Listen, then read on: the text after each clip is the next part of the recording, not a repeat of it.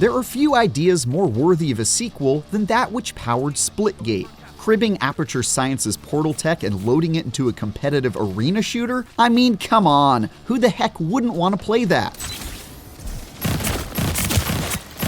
But while the first stab at this awesome concept proved too much of a rough draft to keep players' fickle attentions for long, Splitgate 2 hopes to build on what worked by making modest improvements to the formula. After playing 4 hours of its fast-paced PvP matches for myself, I think the streamlined sequel stands a much better chance of keeping my attention, even though it seems like it won't exactly swing for the fences with the kind of significant overhauls one might hope for. Most of Splitgate 2's tweaks are incremental improvements rather than anything revolutionary, but nearly all of the decisions developer 1047 Games has made are welcome changes. Without question, the biggest refinement is the addition of character classes in the form of the 3 playable factions. Eros is all about mobility, with abilities that keep you moving faster and let you easily restore your health. My personal favorite, Meridian, is a support faction that can reveal enemies through walls for their whole team and manipulate time within an area of effect, so you can do things like shoot and reload faster, but your enemies do so more slowly. Finally, there's Sabrask, who are brute force bruisers with sticky grenades and deployable protective walls they can shoot through while their opponents can't. Capture in progress. Hold your ground. None of the factions play all that differently from one another.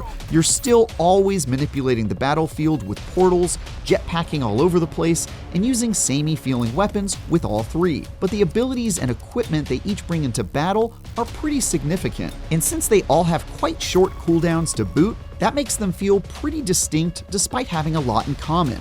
Dropping barriers as a Sabrask knucklehead or a time-altering dome as a Meridian agent can have a significant impact on the flow of battle, and encountering an Eros fighter hopped up on stims and flying through the air at blazing speeds can be extremely bad for your health. It's also neat that you can customize all 3 with a handful of different options for your class equipment, a few options for perks that passively augment how your character plays, and more. For example, if you want a more tactical version of the Sabrask faction, you can replace your sticky grenade with a smoke grenade that gives you a different sort of advantage with that class. Or if you're like me, you might just want to go into battle with a shotgun to pop out of portals and give the enemy a lead surprise at close range. Another fairly big adjustment comes in the form of Splitgate 2's maps, which are much smaller than its predecessor's arenas and are more conservative in their placement of surfaces you can place portals on. The original Splitgate's maps were often too big for the player count, and as a result, it took a bit too long to get into the action after each respawn. In Splitgate 2, that's not a problem at all, and maps on the whole seem to be a lot more thoughtfully planned out. Of course, smaller maps mean that there are also more opportunities for spawn killing, and at least a few of my deaths came mere seconds after spawning, which never feels great. The fact that portals only appear in select areas and are way less common than the last game is also mostly a good thing. Plus, there's generally less chaos and fewer opportunities for more experienced players to sweat all over newcomers with their portal-based tricks and superior map knowledge, which definitely makes for more welcoming matches. On the other hand, though, it's a bit of a bummer that there are fewer opportunities to get creative and pull off wild stunts. I'll probably need more time in the wild with the more prudently placed portal surfaces to say for sure whether this adjustment is for the best. While factions and map design represent the biggest changes in Splitgate 2, most of the other adjustments are much more minor.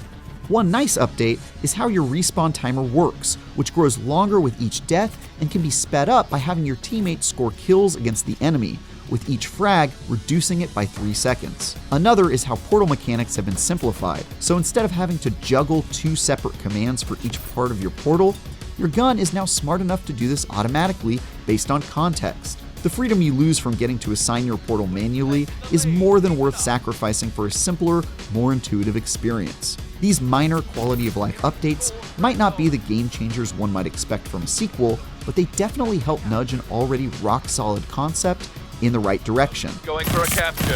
The flip side, though, is that so much of Splitgate 2 remains unchanged from the original that I'm genuinely not sure if it'll be enough of a shot in the arm for this sequel to avoid the fate of its predecessor. From what I can tell, it certainly seems this will be a step up from Splitgate 1, but will it be enough of an improvement to keep my attention? Time will tell. For more, check out our recent previews of 2 Point Museum and Somber Echoes. And for everything else, keep bending space and time with IGN.